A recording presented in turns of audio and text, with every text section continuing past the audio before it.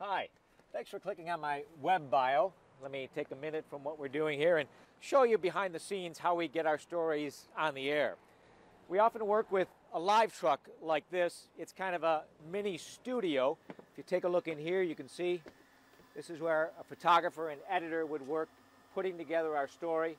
A live truck operator would work with all this equipment to take that edited story, get it back to the station so we can put it on the air. Putting the stories together, we work in a team with a photographer like the one you see shooting here. Here's his tripod, his light and gear. That's the truck sending by satellite our story back.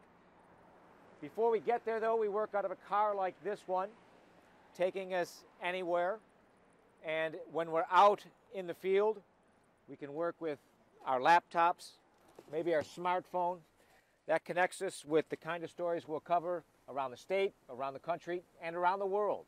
This job has taken me a lot of places, to England for the nanny trial and the death of Princess Diana, and across the country for fascinating stories like the O.J. Simpson trial and the school shooting in Columbine, Colorado. I spent weeks in Florida waiting for the results of the historic Bush-Gore election. We're live in Tallahassee, Florida. And then named our family's next dog, Tallahassee, when I came back.